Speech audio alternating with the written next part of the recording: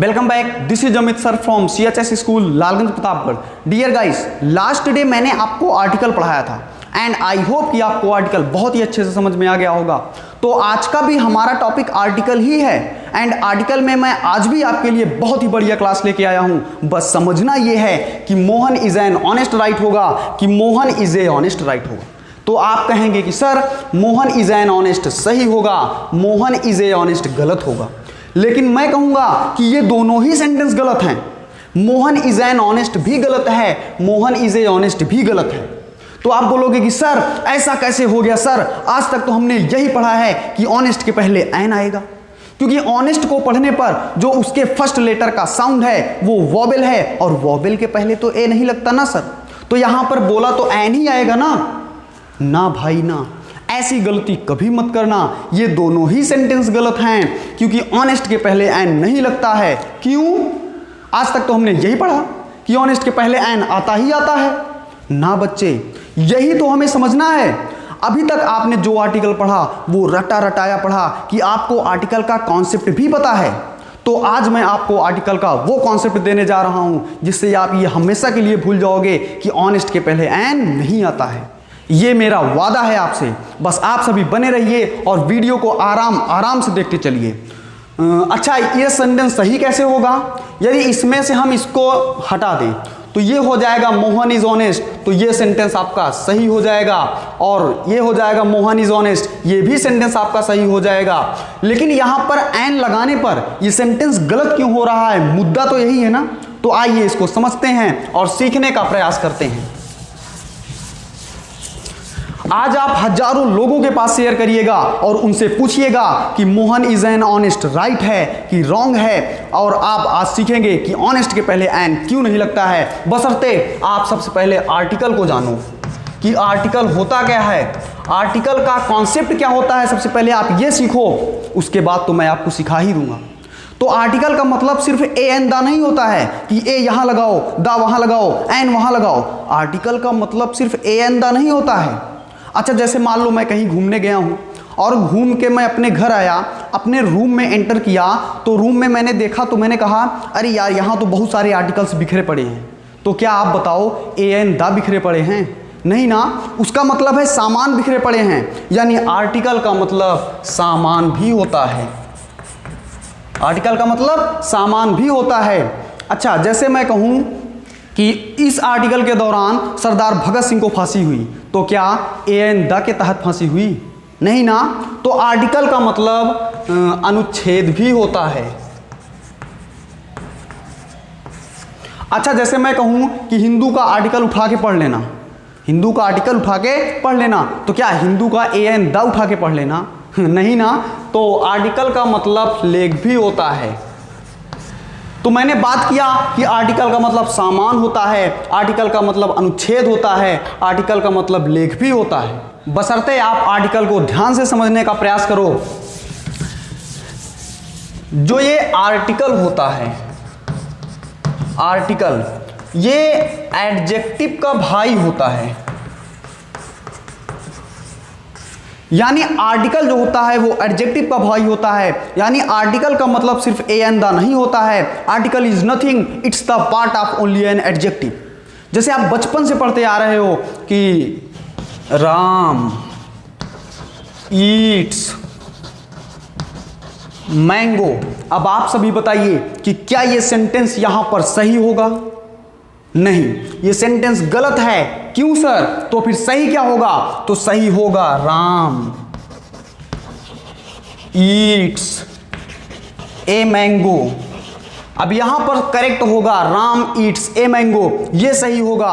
क्यों सर? ऐसा क्यों हो रहा है? क्योंकि मैंगो एक नाउन है। और आप ऑलवेज एक बात ध्यान रखना कि नाउन जब भी आएगा बिना आर्टिकल के नहीं आएगा।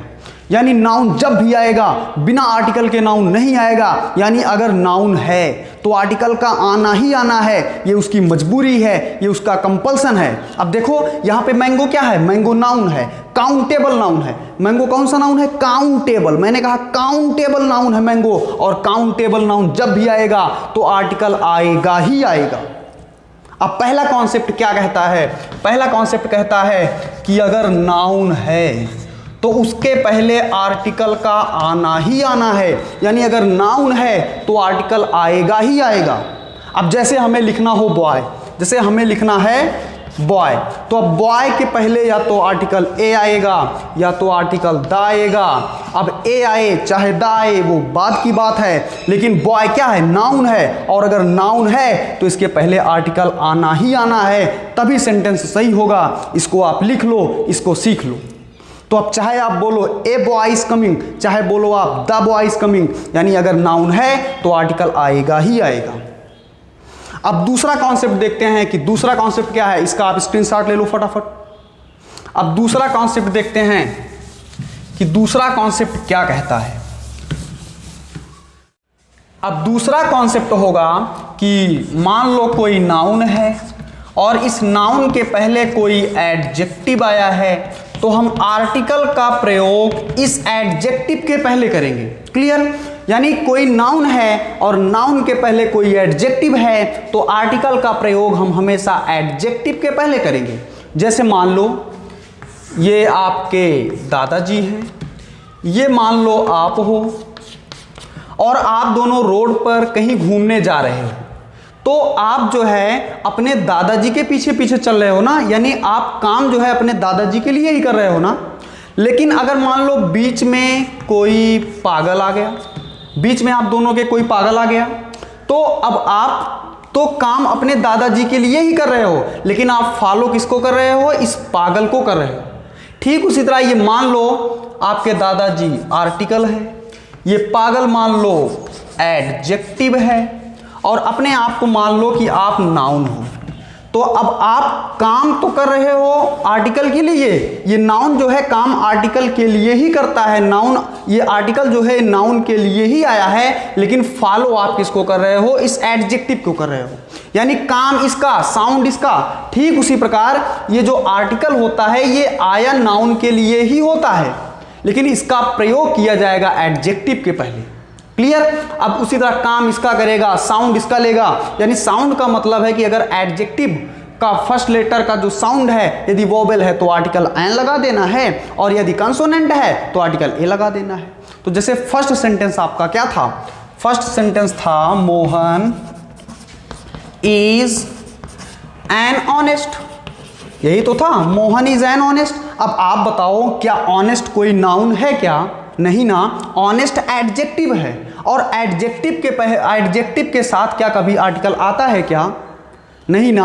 आर्टिकल का प्रयोग हम हमेशा नाउन के लिए करते हैं, आर्टिकल का प्रयोग हम हमेशा नाउन के लिए ही करते हैं, और जब यहाँ पे कोई नाउन है ही नहीं तो इस आर्टिकल का यहाँ पे क्या काम?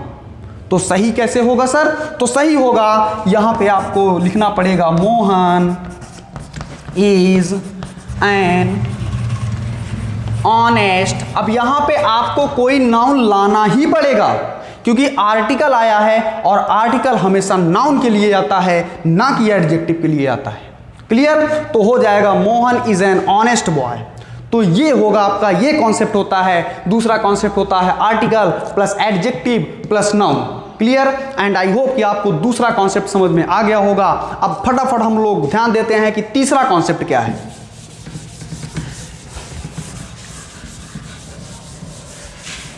तीसरा कॉन्सेप्ट कहता है कि यदि मान लो कोई आपका नाउन है और नाउन के पहले कोई एडजेक्टिव आया है, और इस एडजेक्टिव के पहले मान लो कोई एडवर्ब आया है, तो आर्टिकल का प्रयोग हम इस एडवर्ब के पहले करेंगे।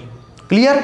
यानी आर्टिकल और नाउन के बीच में चाहे जितना भी डिफरेंस हो, ये आर्टिकल आता हमेशा नाउन के लिए ही है। अब मान लो इस नाउन के पहले एडजेक्टिव है, एडजेक्टिव के पहले कोई एडवर्ब है, तो आर्टिकल का प्रयोग हम इस एडवर्ब के पहले करेंगे, और साउंड किसका लेगा? अपने करीबी दोस्त का साउंड लेगा। अब इसके करीब क्या है? एडवर्ब है, यानी कोई एडवर्ब आया है, अगर उसके फर्स्ट लेटर का साउंड वोवेल है तो आर्टिकल एन लग जाएगा, कंसोनेंट है तो ए लग जाएगा। For example you can see Mohan is a very good boy, Mohan is a very good boy. अब ये बॉय जो है नाउन है, गुड जो है एडजेक्टिव है, वेरी एडवर्ब है, और ए क्या है, ये आर्टिकल है। तो ये आर्टिकल आया तो नाउन के लिए, अगर यहाँ पे हम नाउन को हटा देंगे तो ये गलत हो जाएगा, ये गलत हो जाएगा, क्योंकि आर्टिकल का प्रयोग हमेशा नाउन के लिए किया जाता है। साउंड इसका लेगा, काम इसका करेगा। तो यहाँ पे वेरी का जो फर्स्ट लेटर वी है, इसका साउंड कॉन्सोनेंट है, इसलिए ए आ गया, लेकिन एक काम इसके लिए कर रहा है। तो ये रहा तीसरा concept, article plus adverb plus adjective plus noun. And I hope कि अब आप इसमें तो गलती कभी नहीं करोगे। अब बच्चों का एक बहुत बड़ी कंफ्यूजन होती है कि बहुत सारे बच्चे बोलते हैं कि सर ए को ए कब बोला जाता है, ए को आ कब बोला जाता है, एन को एन कब बोला जाता है, एन को अन कब बोला जाता है, दा को दा कब बोलते हैं, दा को दी कब बोलते हैं। तो मैं आपको बताना चाहता हूं कि आर्टिकल दो प्रकार के होते हैं। एक होता है इनडेफिनिट आर्टिकल, दूसरा होता है डेफिनिट आर्टिकल। एक होता है इंडेफिनिट आर्टिकल, दूसरा होता है डेफिनिट आर्टिकल। अब इंडेफिनिट आर्टिकल में ए और एन आता है, डेफिनिट आर्टिकल में दा आता है। अभी इस ए को हम कभी कभी ए बोलते हैं, कभी कभी आ बोलते हैं। इस एन को हम कभी कभी एन बोलते हैं, कभी कभी अन बोलते हैं। इस दा को हम कभी कभी दा बोलते हैं, कभी कभी दी बोलते हैं। इस दा को हम कभी कभी दा बोलते हैं, कभी कभी इस दा को हम दी बोलते हैं। अच्छा, दा कब बोलते हैं? जब किसी वर्ड के फर्स्ट लेटर का साउंड कॉन्सोनेंट होता है। जब किसी वर्ड के फर्स्ट लेटर का साउंड कॉन्सोनेंट होता है तो हम दा को दा ही बोलेंगे। जैसे वर्ड मान लो आपके पास है बॉय, और इस बॉय के पहले अगर दा लगा हुआ है तो इस दा को हम दा ही बोलेंगे। क्यों? क्योंकि बॉय का जो फर्स्ट लेटर का साउंड है वो कॉन्सोनेंट है, और कॉन्सोनेंट होगा तो हम दा को दा ही बोलेंगे। तो ये हो जाएगा द बॉय। अब दा को हम दी कब बोलेंगे? जब किसी वर्ड के फर्स्ट लेटर का साउंड वॉवेल होता है तो हम दा को दी बोलते हैं। जैसे मान लो अगर आपके पास वर्ड है एप्पल, और एप्पल के पहले अगर दा लगा हुआ है तो इस दा को हम दी बोलेंगे। क्यों? क्योंकि एप्पल का जो फर्स्ट लेटर का साउंड है वो वॉवेल है, और वॉवेल होगा तो दा को हम दी बोलेंगे, तो हो जाएगा दी एप्पल। क्लियर? उसी तरह ए को हम ए कब बोलेंगे, ए को हम आ कब बोलेंगे? ए को ए जो होता है वो 10% बोला जाता है, और ए को आ का जो होता है वो 90% बोला जाता है। तो ए को ए हम 10% बोलेंगे जब स्ट्रेस करना होगा। किसके लिए? स्ट्रेस के लिए। यानी जब किसी सेंटेंस में स्ट्रेस करना है, खींच कर बोलना है, तो हम ए को ए ही बोलेंगे। जैसे हमें बोलना है I have a chalk, I have a chalk, I have only A chalk. हमने सेंटेंस को खींचा, स्ट्रेस किया, तो हमें ए को ए ही बोलना है। और जब हमें सेंटेंस को नॉर्मली बोलना होगा तो हम ए को अ बोलेंगे। जैसे बोलेंगे I have a pen, I have a chalk, I have a house. Clear? उसी तरह यहाँ पे एन को हम एन बोलते हैं, एन को हम अन बोलते हैं। तो एन को हम एन जो है 10% बोलेंगे, वो भी स्ट्रेस के लिए। और एन को हम अन जो है 90% बोलेंगे जब हमें नॉर्मली बोलना होगा। जैसे हमें बोलना है I have an umbrella, I have an orange, तो नॉर्मली बोलना है तो अन बोलेंगे, और स्ट्रेस खींचना है सेंटेंस को। जैसे हमें बोलें कि I have an umbrella, I have an orange, जब सेंटेंस को खींचना है तो हमें एन लगा देना है। क्लियर? तो बहुत ज़्यादा इसको इशू नहीं बनाना है, ये नॉर्मली होता है, जो है बोलचाल की भाषा में हम ज़्यादा प्रयोग करते हैं। ग्रामेटिकल कोई इसका बहुत ज़्यादा इशू नहीं बनाना है, तो ये बोलचाल की भाषा में हम ज़्यादा प्रयोग करते हैं। तो ये रहा कि आर्टिकल आप कैसे यूज़ करोगे, कहाँ यूज़ करोगे, पूरा रहा कॉन्सेप्ट। अब आप इसको पढ़िए, लिखिए, समझिए, सॉल्व करिए सेंटेंस को और करिए। अब आपको हम एक नए वीडियो में फिर से मिलेंगे, तब तक के लिए थैंक यू वेरी मच।